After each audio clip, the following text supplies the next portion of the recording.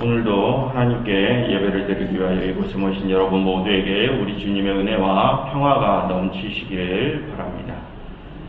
우리는 지난주에 히브리서 8장에 기록된 땅의 장막과 하늘 장막의 관계에 관해서 살펴보았습니다. 여러분, 지난주에 땅의 장막과 하늘 장막의 관계가 어떻다고 우리가 배웠습니까? 이 땅의 장막은 하늘 장막을 번떠서 만든 것이었습니다. 그래서 이 땅의 장막은 하늘 장막의 그림자요 모형이라고 하였습니다. 그런데 여러분, 지난주에 히브리서의 저자는 그 땅의 장막에 흠이 있다고 했습니다. 여러분, 왜 히브리서의 저자는 땅의 장막에 흠이 있다고 했습니까? 땅의 장막 자체가 온전하지 못하기 때문이었습니까?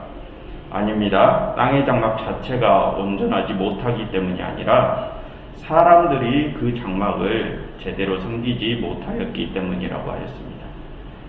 땅의 장막 자체가 온전하기 하나님께서는 모세를 통하여 주신 옛 언약을 사람들이 잘못 지켰기 때문이었습니다. 옛 언약이나 땅의 장막 자체에 잘못이 있는 것이 아니라 사람들이 그것을 잘 섬기지 못하였기 때문에 히브리서의 저자는 땅의 장막에 흠이 있다고 말하는 것이었습니다. 그래서 하나님께서는 사람들이 좀 더 수월하게 지킬 수 있는 새 언약을 주셨다고 했습니다.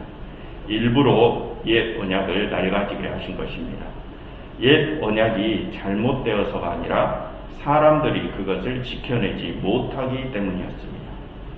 그렇게 사람들은 하나님과의 약속을 파기했더라도 하나님께서는 계속해서 우리와의 약속을 지키시는 것입니다. 하나님께서는 옛 언약에서도 약속하셨듯이 영원히 너희들의 하나님이 되시겠다는 그 약속을 계속 지키시는 것입니다. 이렇듯 하나님께서는 우리가 하나님과의 약속을 깨뜨려버려도 하나님께서는 옛 언약이나 새 언약이나 언제나 약속에 신실하신 분이십니다.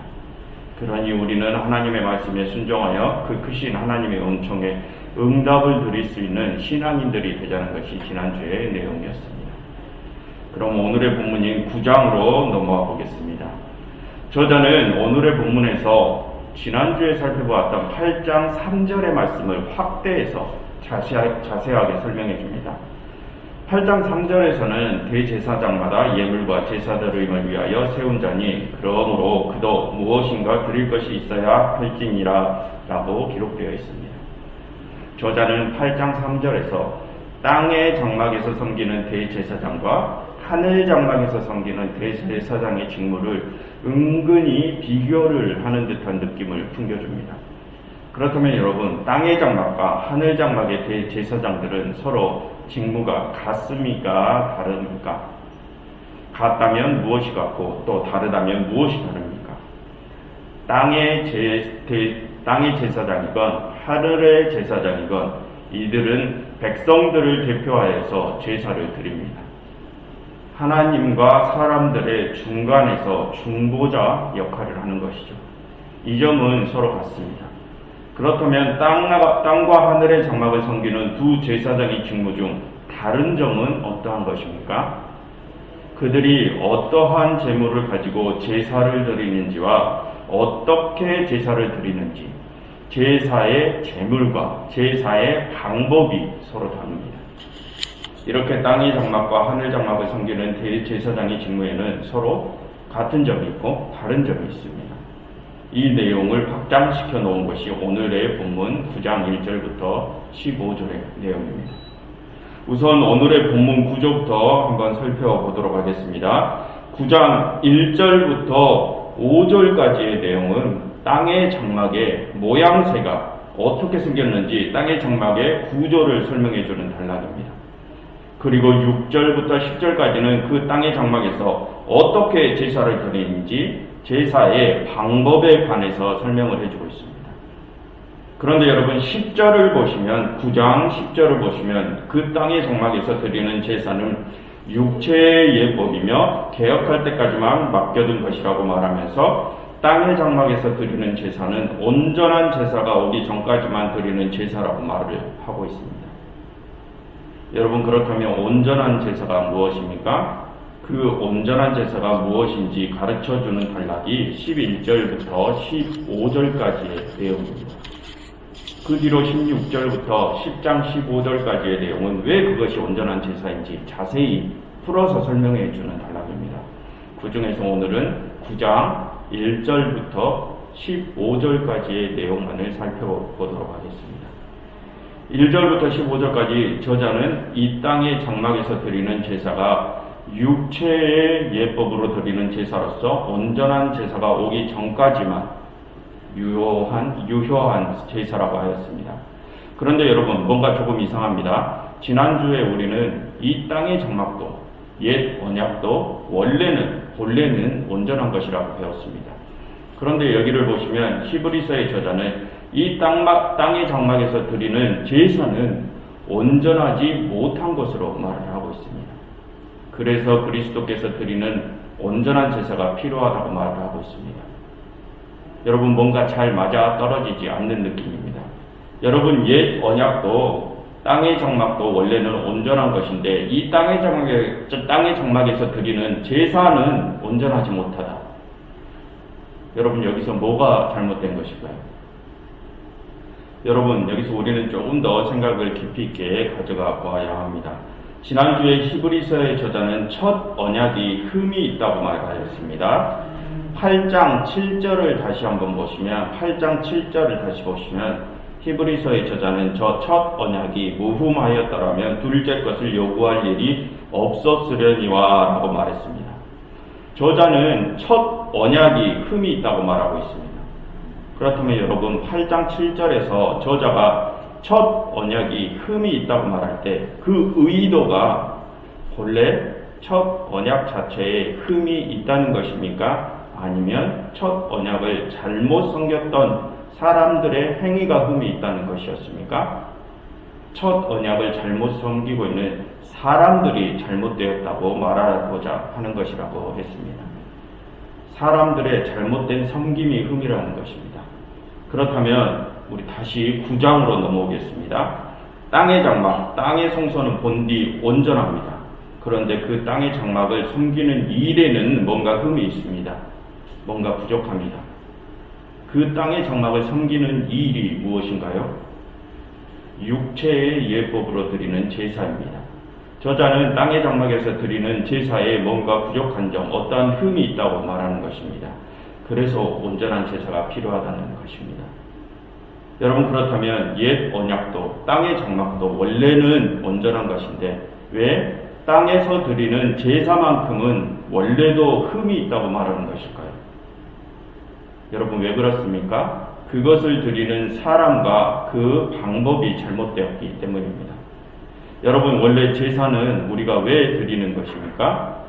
제사의 가장 근본적인 목적이 무엇입니까? 죄 사함입니다. 죄를 사하고 영원한 생명을 다시 찾게 하는 것이 제사의 근본적인 목적입니다. 그런데 그 근본적인 목적을 이루기 위한 제사에는 그에 걸맞는 제물이 필요합니다. 그런데 여러분, 땅의 장막에서 드리는 제사에서 그에 걸맞는 제물을 드렸습니까? 아닙니다. 동물로 제물을 대신했습니다. 그래서 땅의 장막에서 드리는 제사에는 흠이 있는 것입니다. 그래서 옛 언약도 땅의 장막도 본래는 온전한 것이나 땅에서 드리는 제사만큼은 흠이 있는 부족한 것입니다. 그리고 여러분, 방금 전에 말씀드렸습니다. 땅의 제사가 흠이 있는 이유는 제물에 문제가 있어서도 그렇지만 그것을 드리는 사람에게도 문제가 있다고 말을 했습니다.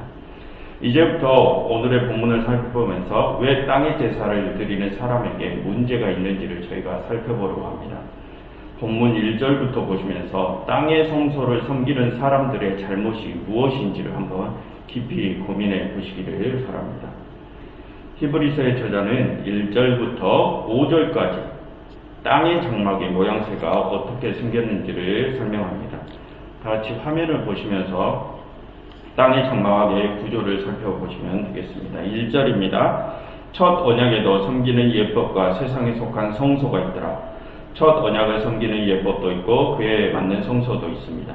2절 예비한 첫 장막이 있고 그 뒤에 등잔대와 상과 진설병이 있으니 이는 성소라 일컫고 성소의 1차 관문 안쪽을 말하는 것입니다. 그리고 3절 또 둘째 휘장 뒤에 있는 장막을 지성소라 일컫나니 성소의 더 안쪽에 두 번째 관문 안쪽에 있는 공간이 지성소입니다. 이곳에는 다음과 같은 것들이 있습니다. 4절 금 향로와 사면을 금으로 싼 언약궤가 있고 그 안에 만나를 담은 금 항아리와 아론의 쌍난 지팡이와 언약의 돌판들이 있고 다음 5절 그 위에 속죄소를 담는 영광의 그룹들이 있습니다. 여기까지 땅의 장막 구조는 이렇습니다. 바깥에 뜰이 있고 장막으로 쌓인 성소가 있습니다. 이 성소는 제사를 위한 거룩한 곳입니다. 그런데 그 성소 안에서 훨씬 더 거룩한 곳이 있습니다. 보시면 여기에 성소 안의 구조입니다. 두 번째 휘장이 있는 가운데 휘장이 있죠. 두 번째 휘장이 있는 지성소가 훨씬 더 거룩한 곳입니다. 여러분 성소 안에는 가운데 휘장이 쳐져 있고 그 안쪽에 지성소가 분리되어 있음을 알 수 있습니다. 거기는 오직 대제사장만이 들어갈 수 있는 곳입니다. 그곳에는 금으로 둘러싸인 여러 가지 물건들이 있습니다. 그리고 그 위에 그룹들로 둘러싸인 속죄소가 있습니다. 이 속죄소는 사람들의 죄를 속죄, 즉 죄사함이 이루어지는 어떠한 죄사함을 담당하는 그런 엄청 중요한 일이 이루어지는 곳입니다. 지성소는 그렇게 금으로 둘러싸인 화려한 곳이면서 엄청 중요한 일이 이루어지는 곳입니다. 저자는 5절까지 그렇게 화려하고도 중요한 역할을 하는 지성소를 소개합니다. 그런데 5절 하반절을 보시면 저자는 갑자기 지성소를 소개하는 것을 멈춥니다. 다시 5절을 보시죠. 그 위에 속죄소를 덮는 영광의 그룹들이 있으니 이것들에 관하여는 이제 낱낱이 말할 수 없노라. 저자는 뭔가를 숨기는 듯이 황급히 성소를 소개하는 것을 마칩니다. 여러분 지금까지 저자는 성소의 구조를 소개했습니다. 그러다가 지성소 소개를 하면서 갑자기 그 소개를 멈췄습니다. 여러분 저자는 왜 지성소를 소개하다가 그 소개를 갑자기 멈추었을까요? 여러분 지성소의 모습이 어떠했습니까? 지성소는 속죄가 이루어진 중요한 곳이었습니다. 사람들의 죄가 사하여지는 중요한 곳입니다. 그러나 그 모습을 보면 온 사방이 금으로 둘러싸여 있습니다. 우리가 보기에 너무나 화려한 곳입니다. 그래서 어쩌면 저자는 이렇게 생각을 했을 수도 있습니다. 자신의 설명을 듣고 있던 청중들이 지성소의 화려함에 빠져서 속죄소의 역할, 지성소의 본질적인 역할에서 눈길을 딴 데로 돌려버릴까봐 염려가 됩니다. 그래서 저자는 그 염려 때문에 화려해 보이는 지성소의 소개를 갑자기 멈추었는지도 모릅니다.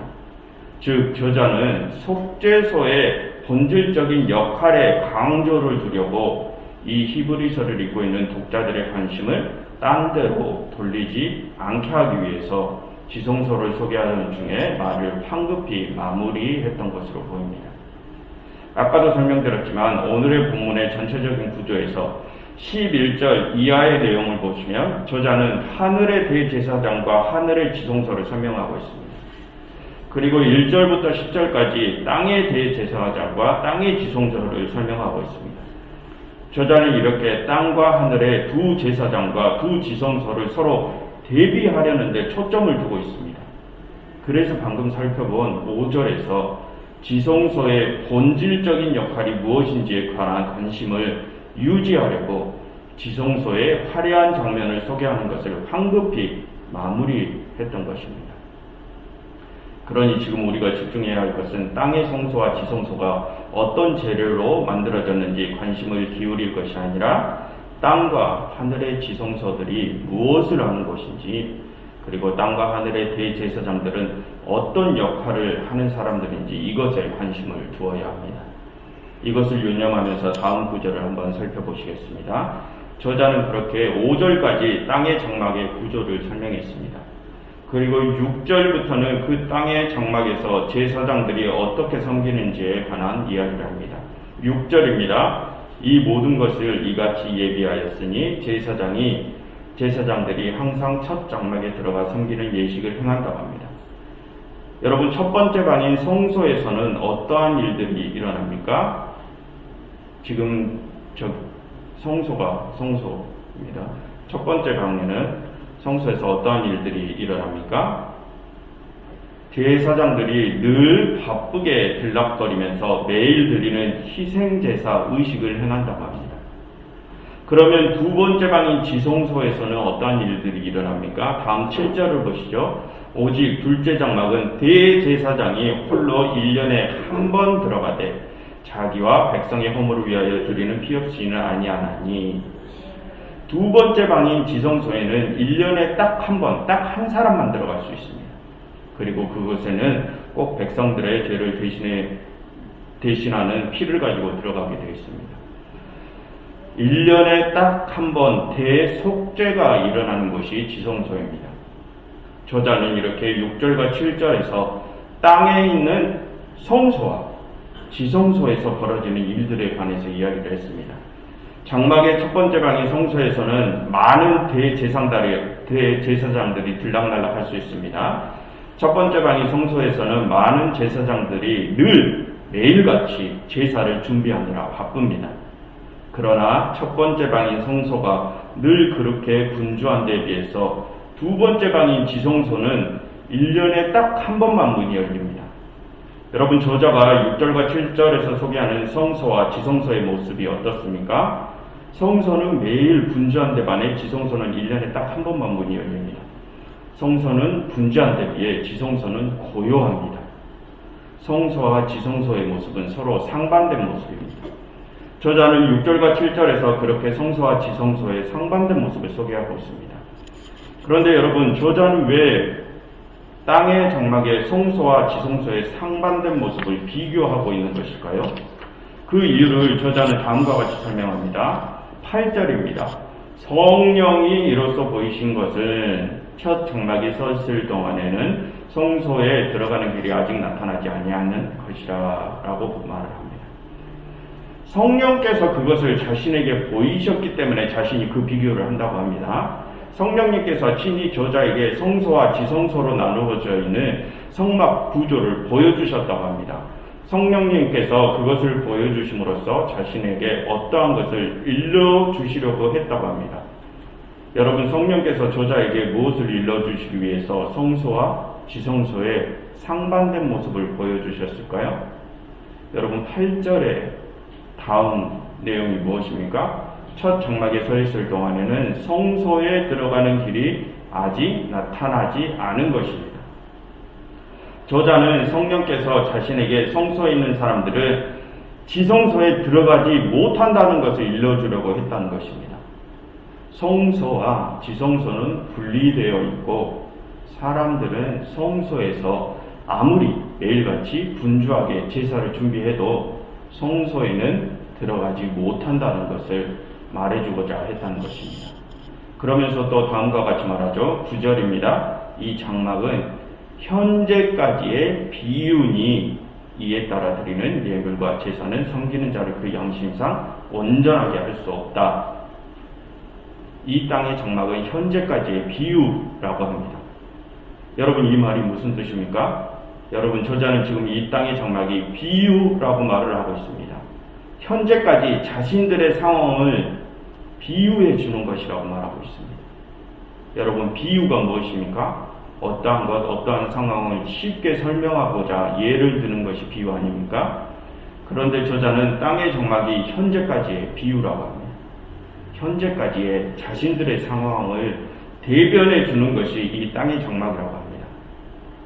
여러분 그럼 이 말이 무슨 말입니까? 앞서 8절에서 저자는 무슨 말을 했습니까? 사람들이 매일같이 분주하게 성소에서 제사를 준비를 해도 지성소에 들어가지 못한다고 했습니다. 이것이 땅의 장막의 모습이라고 하였고 저자는 그 모습이 현재까지 자신들의 상황을 대변해주는 비유라고 합니다. 여러분 그렇다면 저자가 지금 말하고자 하는 것이 무엇일까요? 여러분 지성소란 어떤 곳입니까? 속죄가 이루어지는 것입니다. 그렇다면 여러분 속죄가 이루어지는 지성소는 왜 사람들이 들어가지 못하는 것입니까? 속죄는 누가 해주시는 것입니까? 속죄는 하나님이 해주시는 것입니다. 거로 지성소는 속죄가 이루어짐과 동시에 하나님께서 직접 임재하시는 곳입니다. 하나님께서 그 지성소에 직접 임재하시어 사람들의 죄를 속죄해 주는 곳이 지성소입니다. 하나님께서는 지성소에 직접 임재하고 계시기 때문에 사람들이 함부로 그곳에 드나들 수 없는 것입니다. 그런데 여러분, 과거고 현재고 우리 신앙인들의 가장 큰 바람이 무엇입니까? 여러분들이 신앙생활을 하면서 가지는 가장 큰 바람, 최종적인 바람이 무엇입니까? 구원 아닙니까?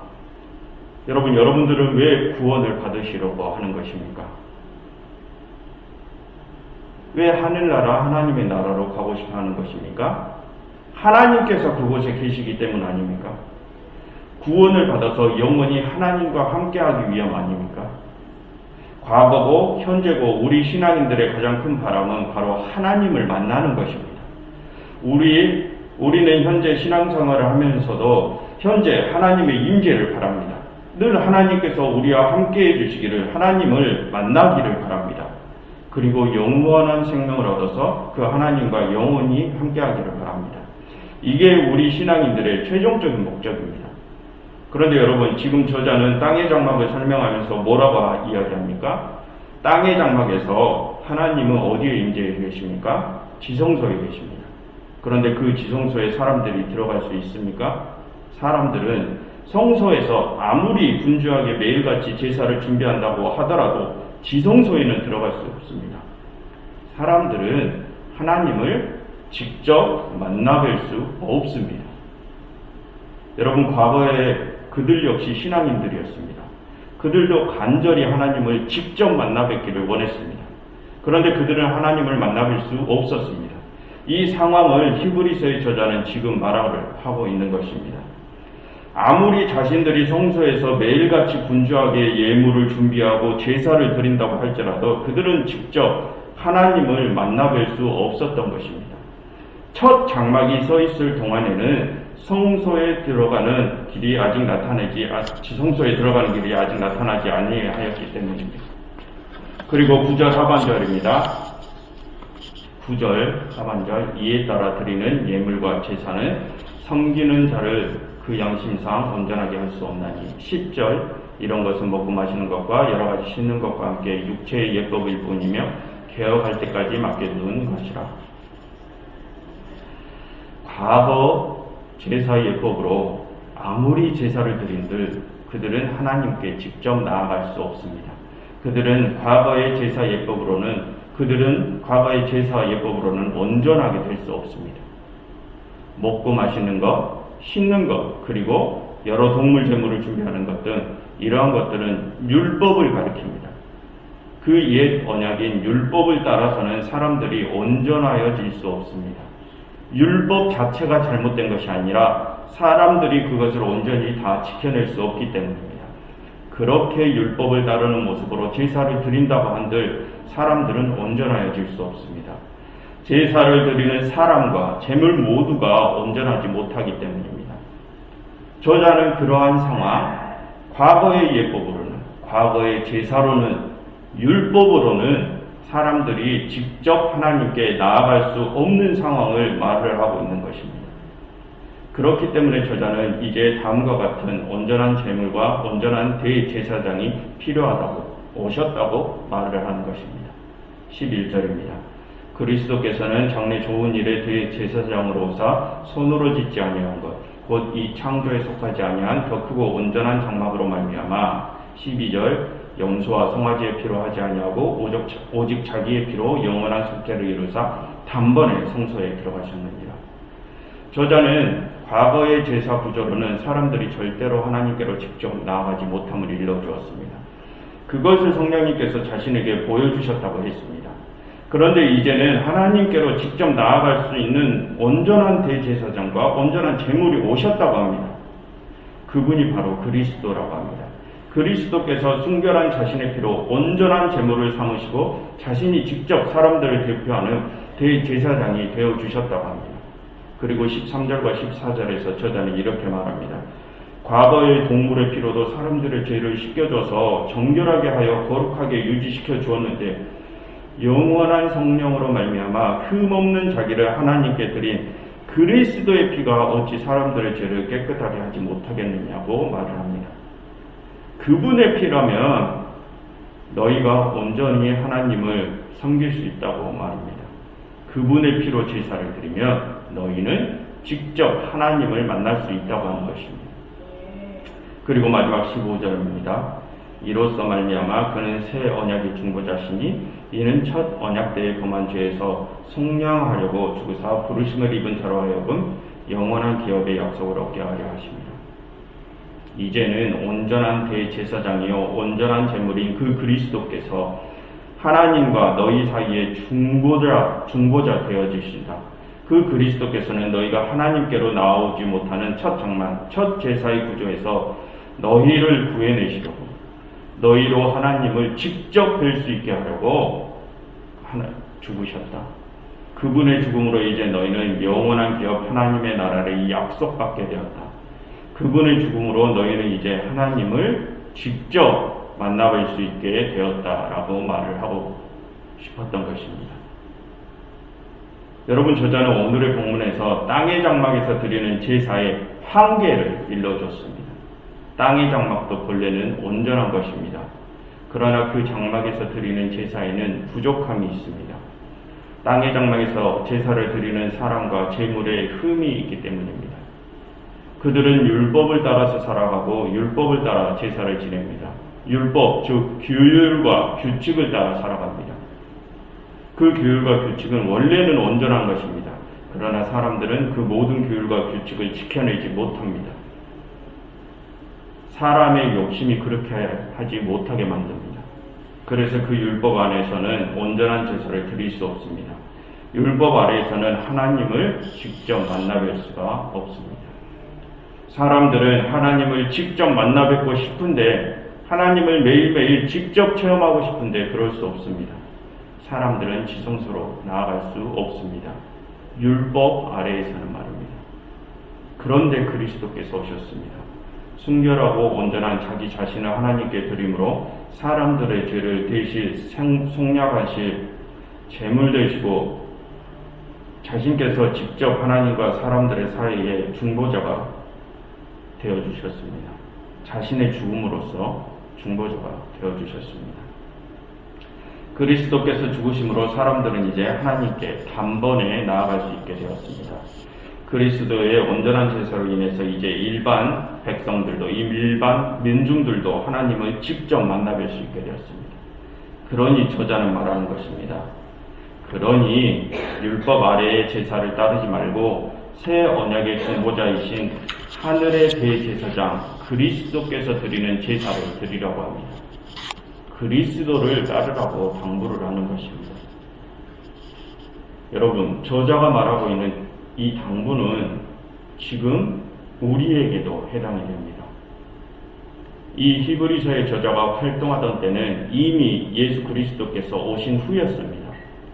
그런데 히브리서의 저자가 활동하던 이탈리아 그리스도인들 사이에서는 다시 과거 율법체계 아래로 돌아가려는 자들이 생겨났습니다. 규율과 규칙 아래로 다시 돌아가려는 자들이 있었습니다.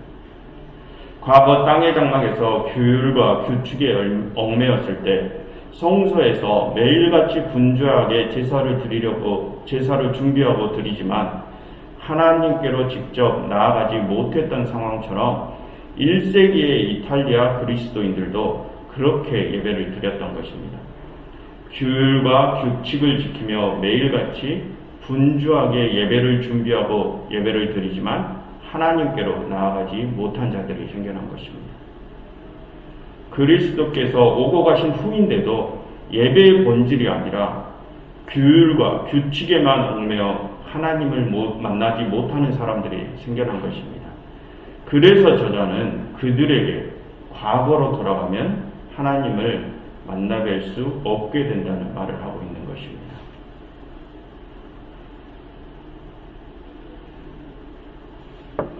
여러분, 그런데 이러한 상황은 지금 우리 교회들에게도 적용이 됩니다.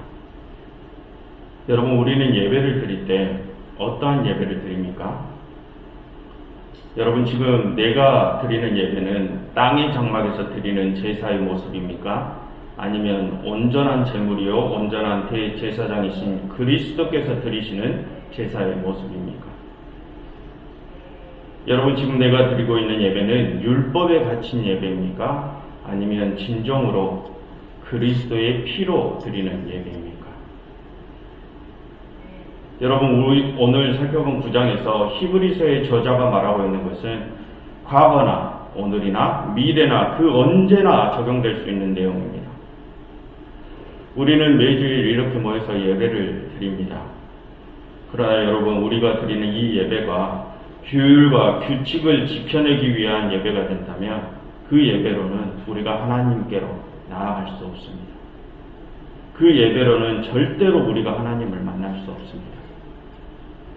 우리의 삶 역시 마찬가지입니다. 하나님께서는 바울을 통해서 우리의 삶이 예배라고 말씀하셨습니다. 우리의 삶에서 그리스도가 빠진다면 우리는 절대로 하나님을 만날 수가 없습니다.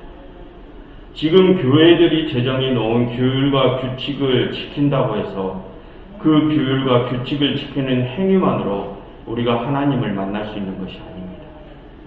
우리가 규율과 규칙만을 지키려 한다면 그것은 그저 종교적 허례허식일 뿐입니다. 여러분, 우리가 진정으로 드려야 할 예배는 바로 그리스도입니다. 그리스도의 피가 우리의 삶으로 드려져야 할 진정한 예배입니다. 우리의 삶에 전적으로 타인을 위해 죽음을 택하신 그분의 피가 있어야지만 우리의 삶이 진정한 예배가 됩니다. 우리 안에 그분의 피가 흐르고 있어야지만 우리가 하나님을 만날 수 있습니다. 여러분 안에 그리스도의 피가 있습니까? 여러분 안에 정말 그리스도의 피가 흐르고 있습니까? 여러분, 우리는 지금까지 세례를 받고 난 후에 수없이 많은 성찬식을 가지면서 그분의 살과 피를 먹었습니다. 정말 그때 여러분들께서는 그분의 살과 피를 먹었습니까? 그래서 여러분들 안에 그분의 살과 피가 흐르고 있습니까?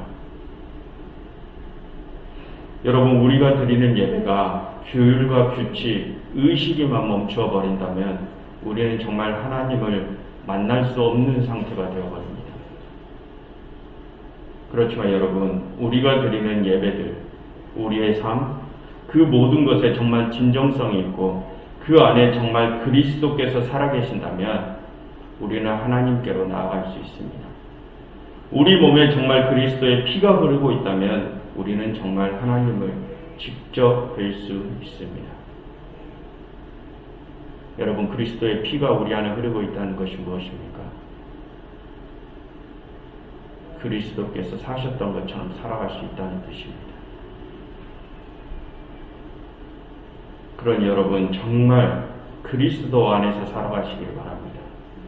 여러분들 안에 그리스도께서 살아계시기를 바랍니다. 그리하여 이곳에 모인 여러분들 모두가 하나님을 직접 배웠고 하나님과 영원한 생명을 함께 살아가실 수 있는 여러분들이 되시기를 진심으로 바랍니다. 기도하겠습니다.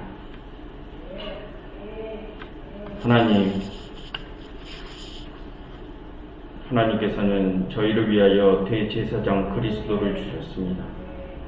하나님, 저희로 그분께서 드리시는 온전한 제사에 참여하는 자들이 되게 하옵소서. 하나님을 직접 배울 수 있는 유일한 길인 그리스도의 피가 저희 안에 흐르게 하옵소서. 그 피로 저희가 정결케 되게 하옵시고 저희로 온전한 구원에 이르게 하옵소서. 또한 그 피가 저희의 구원에만 머물지 않고 그리스도의 피가 저희를 살렸듯이 저희의 피도 다른 이를 살릴 수 있는 피가 되게 하옵소서. 그리하여 세상 모든 이들이 그리스도 안으로 들어와 하나님의 나라가 완성되게 하옵소서. 예수 그리스도 이름으로 기도드렸습니다.